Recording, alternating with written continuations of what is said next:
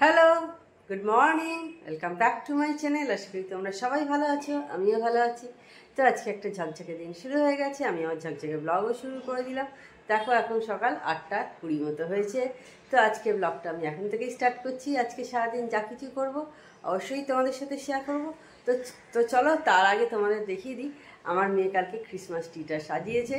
তো কেমন সাজিয়েছে একবার তোমাদের শেয়ার করে দিই। এই যে দেখো, ক্রিসমাস ট্রি সাজানো হয়ে গেছে। এখন লাইটটা জ্বালানো হয়নি দিনের বেলা, তো রাত্রিরে যখন আবার লাইট দিয়ে জ্বালানো হবে অবশ্যই তোমাদের সাথে শেয়ার করব।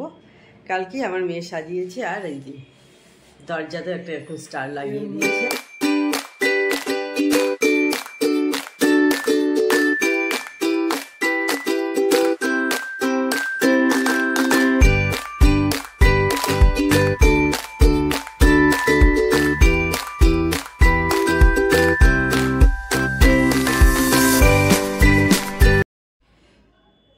টেবিল মোছা হয়ে গেছে, দেখলে এইবার আমি এক এক করে টেবিলে যে সমস্ত জিনিসগুলো রাখবো।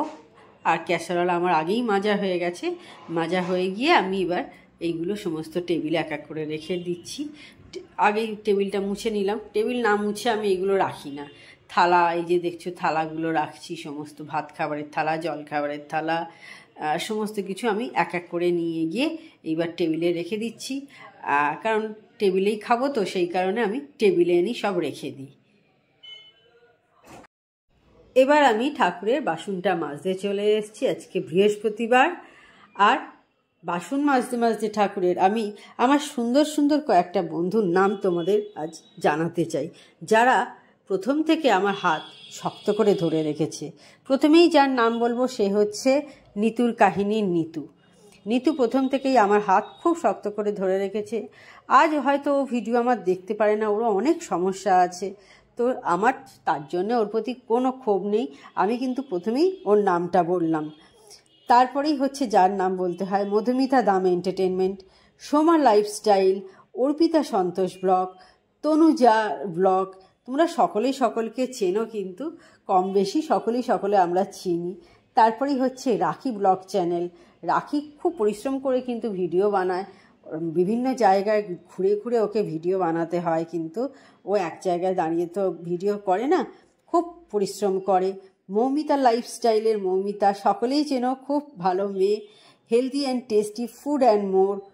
তারপরে আরও পরে সুন্দর আমার বন্ধু যারা হয়েছে পরবর্তীকালে, যেমন তেমনের অমৃতাদি, রকমারি জীবন, মালার রান্নাঘর, সঙ্গীতার লাইফস্টাইল, মানে এইরকম অনেক কিন্তু আমার আরও সুন্দর সুন্দর বন্ধু হয়েছে। একটা ব্লগে তো সকলের নাম বলা যাবে না, আমি আস্তে আস্তে সকলের নাম বলবো তোমাদের কাছে। তো যাই হোক, কফি নিয়ে চলে এসেছি। এখন 8:45 মতো হয়ে গেল।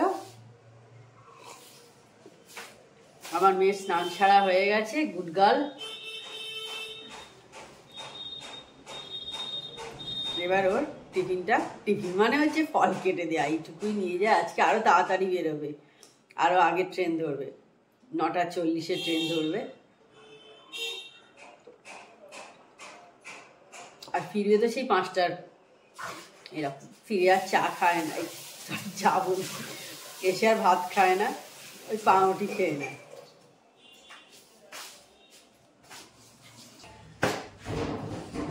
এখন রুটিটা করে নিচ্ছি, 9:15 মতো হয়েছে। বসেছিলাম, ভাবলাম কি করবো, কাজটা সেরে নিই। আর ঠান্ডা অনেক কমে গেছে।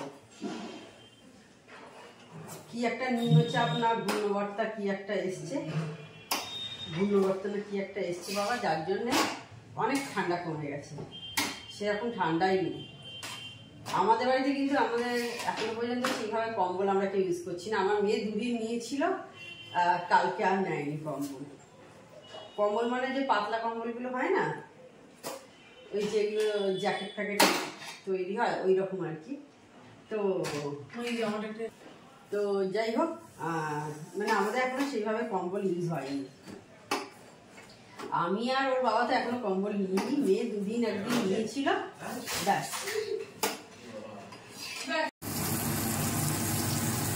বেগুন ভাজা বসিয়ে দিয়েছি, রুটি তো আগেই হয়ে গেছে করা। আজকে বৃহস্পতিবার, তোমাদের সকালে বললাম ঠাকুরের বাসন টাসন সব মাজলাম। দেখো প্রায় 2:30-এর কাছাকাছি হতে চললো। হ্যাঁ দেখতে পাচ্ছ 2:30-এর কাছাকাছি হতে চললো।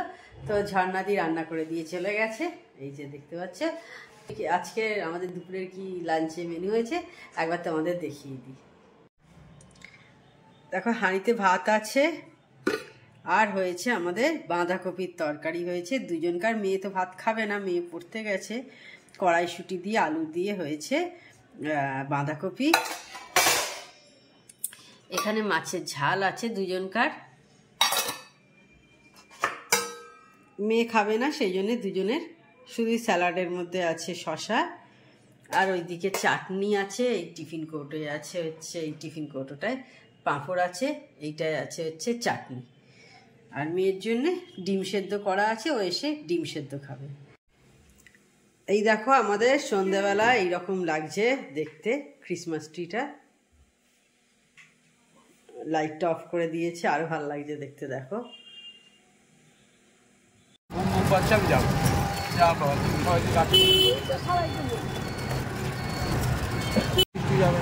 না মিষ্টি বলো, আমাকে বলবি কোথাও বেড়াতে যাওয়ার জন্য, খাওয়া দাওয়াতে বলবি। আমরা 4 জন এসেছি আজকে আমাদের শ্রীরামপুরে যে মিত্র ক্যাফে আছে সেখানে।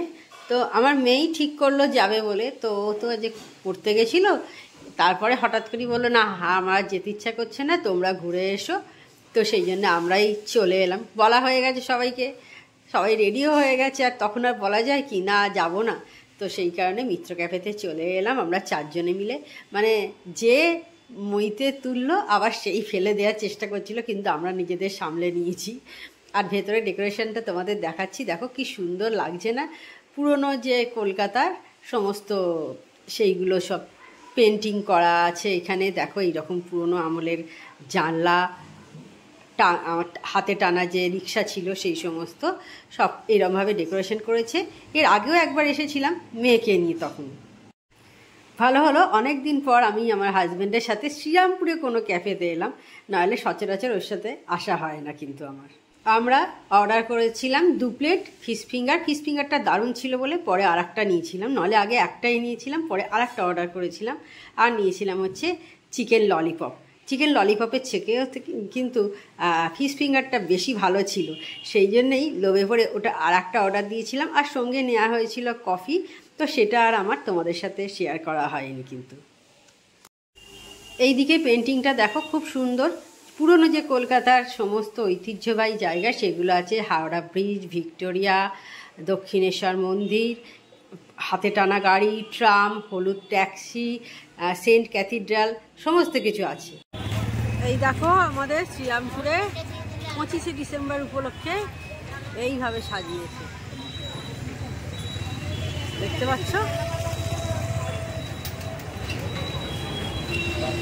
একদম পার্ক স্ট্রিট করে দিয়েছে, মনে হচ্ছে পার্ক স্ট্রিটে এসছি।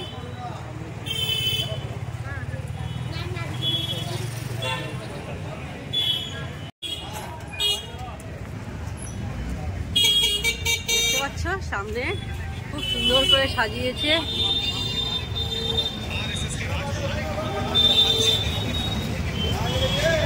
পুরো স্টেশন চত্বর যতটা আছে একদম আমাদের ওলাভ চার্চ আছে, আমি সেখানেও নিয়ে যাবো, তোমাদের দেখাবো।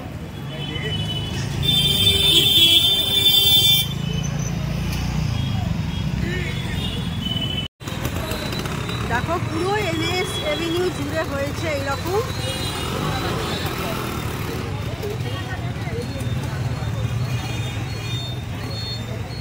যতদূর দেখো চোখ যাচ্ছে, আগে পিছু সব জায়গাতেই এইরকম সাজিয়েছে।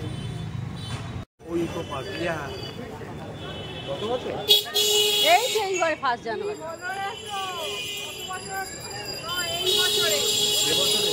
তোমার 2টো বাচ্চা আছে বড়। সেন্ট ওলাভ যাওয়ার এইটাই হচ্ছে রাস্তা। আর এই দিকে সোজা চলে গেলে আমাদের শ্রীরামপুরের ফেরিঘাট, সোজা চলে গেলে আর একটুখানি এখান থেকে। আর এই হচ্ছে ওলাভ যাওয়ার রাস্তা, যার জন্যই এটা সাজিয়েছে ক্রিসমাস উপলক্ষে।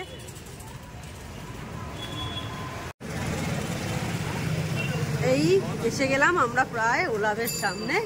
দেখো এরকম স্টার, পান এরকম ভাবে ঝুলিয়েছে। আর এই বাঁ দিকে গেলেই হচ্ছে ওলাভ।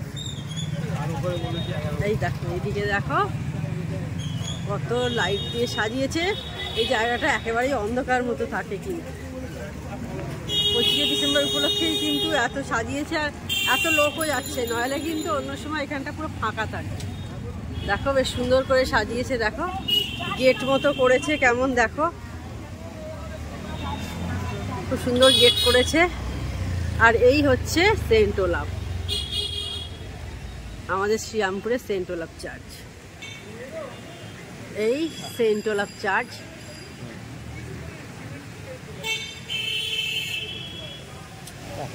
দেখতে পাচ্ছ সামনে রাস্তা চলে গেছে। আর এইদিকে সোজা চলে গেলেই হচ্ছে আমাদের শ্রীরামপুর কোর্ট পড়ে। এই যে গেটটা যেখানে সাজিয়েছে এদিক থেকে আর কয়েক পা হাঁটলেই শ্রীরামপুর গেট। আর ছোট থেকে আমরা এখানে দেখে আসছি। এই যে কামান দেখতে পাচ্ছ, এই যে দেখা যাচ্ছে, আমার বাবার সঙ্গে যখন আসতাম আমরা, এইটা অরিজিনাল কামান কিন্তু এখানে থাকতো। তখন এরকম ডেকোরেশন করা, এই যে ভেতরে যে ফোয়ারা টোয়ারা আছে ওই রকম কিছু ছিল না, এখানে থাকতো কামানগুলো। এই তো কামান দেখতে পাচ্ছ না, এই তো গো গোল্ডেন কালার। আর এইগুলো অনেক পরে এরকম ভাবে সাজিয়েছে, তাও অনেক বছর, বোধহয় বছর 20-22 হয়ে গেল এইভাবে সাজিয়েছে। আর এত আলো দিয়েছে বলে আরো বেশি ভালো লাগছে এখন এখানটা দেখতে। এই তো সব পর আছে। এই দেখো এই যে কামানের মুখ দেখতে পাচ্ছ, আবার একটা কামান।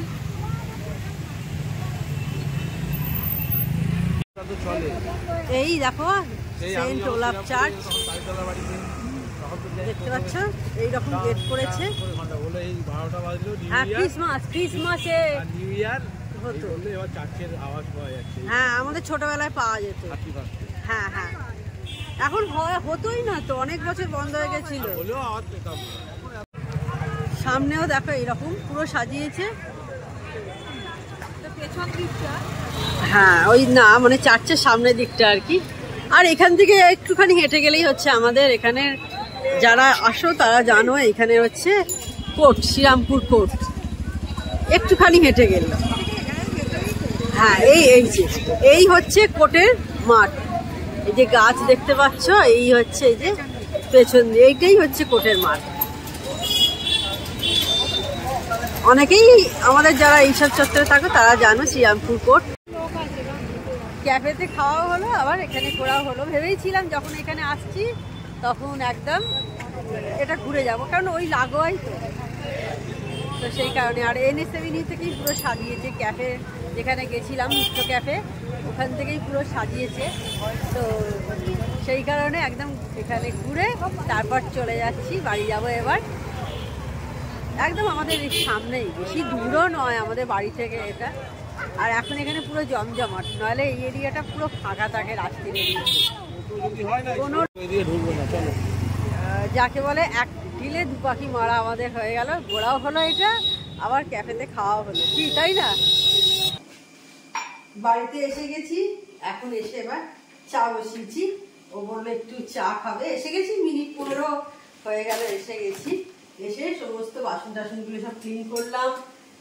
কালকে রাজমা হবে, রাজমা কিনে নিয়ে এলাম। রাজমাটা এবার ভিজিয়ে রাখবো, কারণ একটু আগে থাকতে না ভেজালে রাজমাটা একটু মানে বেশিক্ষণ দেখেছি ঘুগনির কড়াইয়ের চেয়েও দেখেছি রাজমার কড়াইটা ভিজতে একটু সময় লাগে। তো রাত্রি যখন আজকে কিনে নিয়ে চলে এসেছি তখন আর ভাবলাম যে রাতেই ভিজিয়ে নিই, শুধু আর লেট করার দরকার নেই। তো এবার এটা ভিজিয়ে নেবো, চাটা ছেঁকে দিই।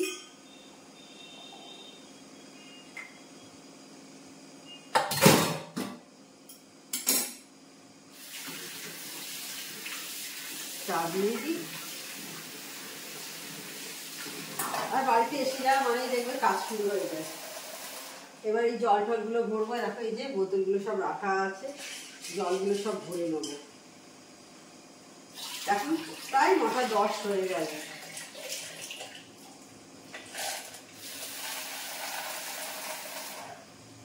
ওর চাটা দিয়ে চলে আসে। বাড়িতে এসে যে সমস্ত সব কাজ ছিল সেইগুলো সব মিটিয়ে নিলাম। দেখো 9:30 হয়ে গেছে, মানে অনেকটা রাত্রি হয়ে গেছে। তাহলে আজকে ভিডিওটা আমি বড় করছি না। আমার চ্যানেল যদি তোমাদের ভালো লেগে থাকে তবে অবশ্যই আমার চ্যানেলকে তোমরা সাবস্ক্রাইব করো, লাইক করো, শেয়ার করো।